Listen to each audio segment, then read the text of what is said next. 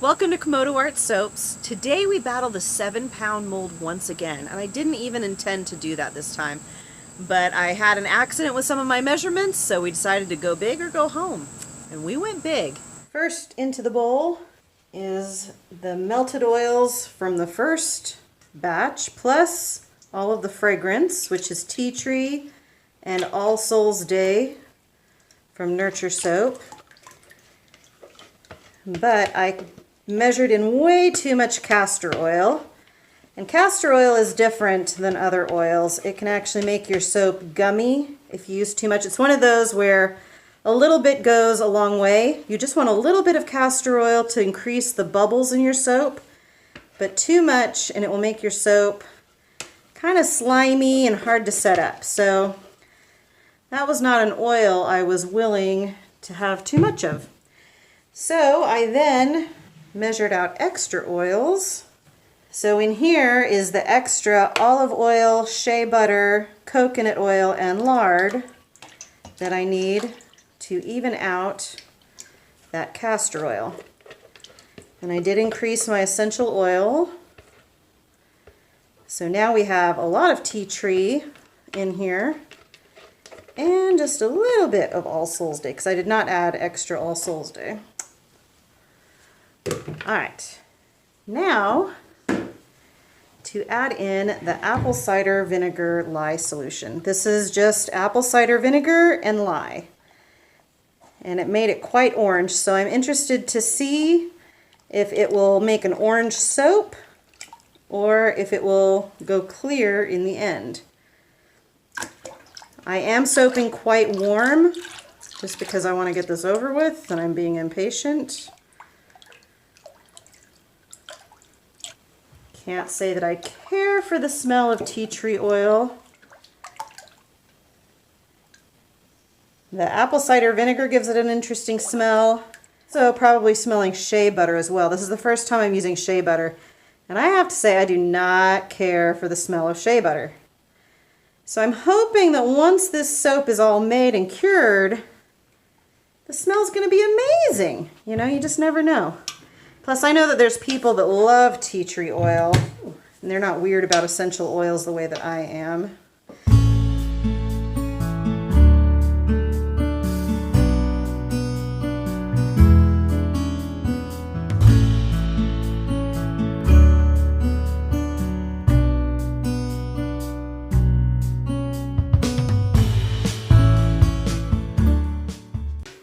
As I'm mixing it, I'm smelling more of the All Souls Day. I love that smell. And I think it goes actually really well with the tea tree. Because I'm soaping hotter, it is going to start to saponify faster, and my fragrance is already in there, so I'm going to start moving quick to get this in the mold. Yep, it's getting quite thick. What I want to try doing is mixing in some mica in oil here. But I'm not going to fully mix it in. I'm going to kind of do a drizzle inside the bar effect.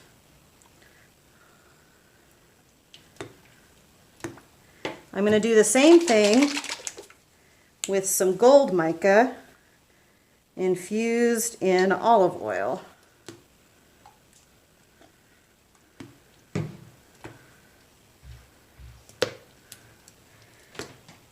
All right. We'll go ahead and pour this in. Just mix it up just a tad bit more. Okay. Don't want to mix it too much. I probably already have mixed it too much, but let's see here. Oh.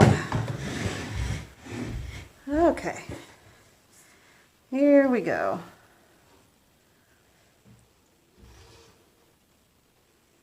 Oh, actually, that filled up the mold quite nicely, even though I did a sloppy job of it. I got this old antique miter box at a yard sale, and it just happens to perfectly fit my mold and should help me when cutting it. We've got a lot of blue here, so I'm going to drizzle that down here. Alright, let's just kind of pretty that up a little bit.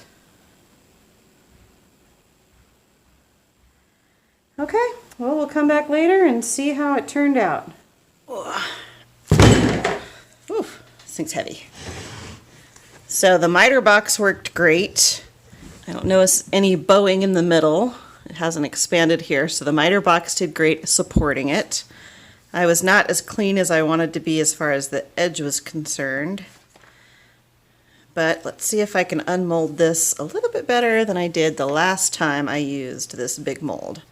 So what everyone told me was to open it around the sides completely first. On the sides here and on the sides here. And just try to get down as low as possible. And then to flip it over and let gravity do the work. Ooh, look at that! That worked beautifully. Okay, so now I know how to properly unmold it from that thing. Let's lift it up. Let me clean up my mess here.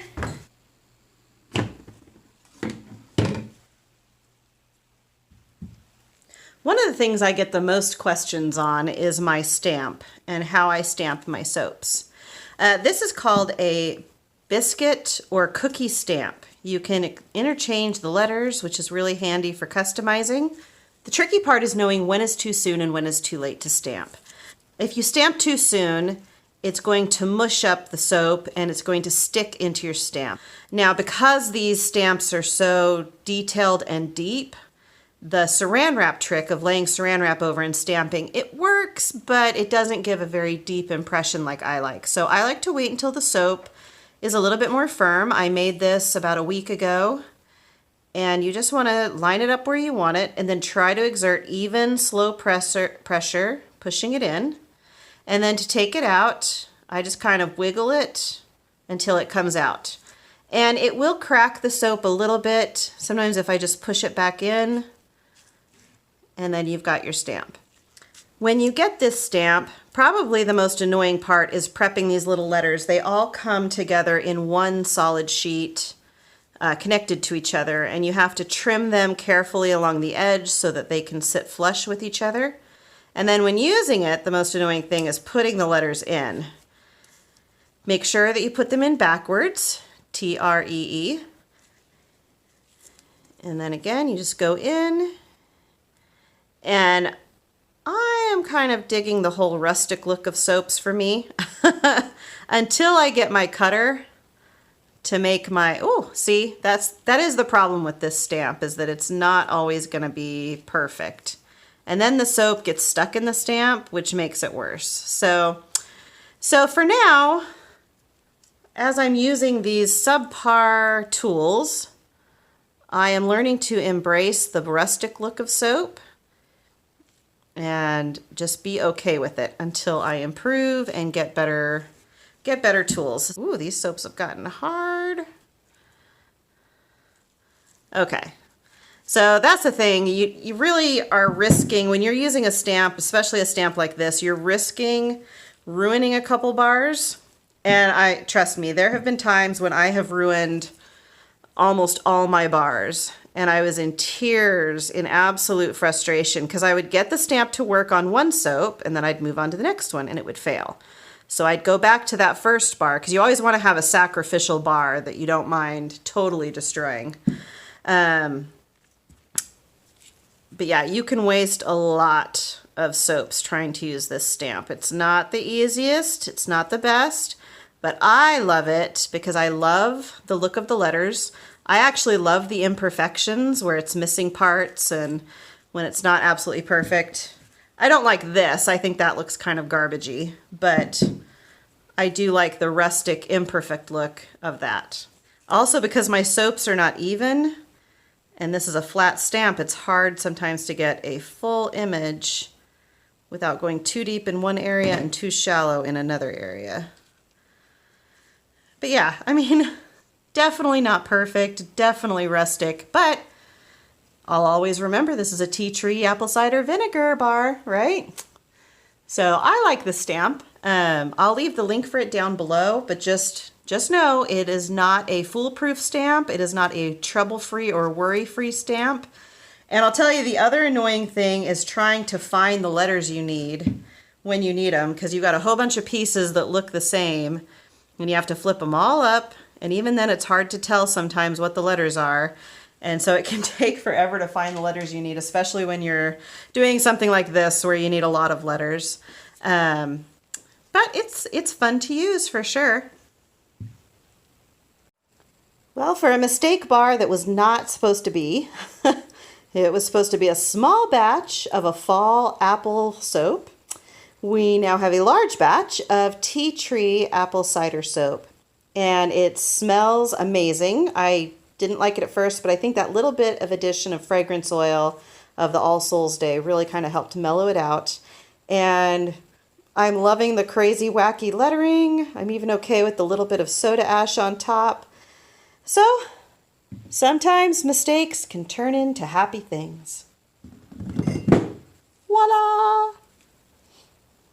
So that's our soap for the day. I think that even though it wasn't planned, even though it ended up being very rustic once again with the cutting and the stamping and everything, I think that if those soaps were lined up in a nice little basket at a farmer's market, they would do pretty well. And they smell really good after they've set for a while. If you'd like to see more videos like this, please like and subscribe. Thanks for watching.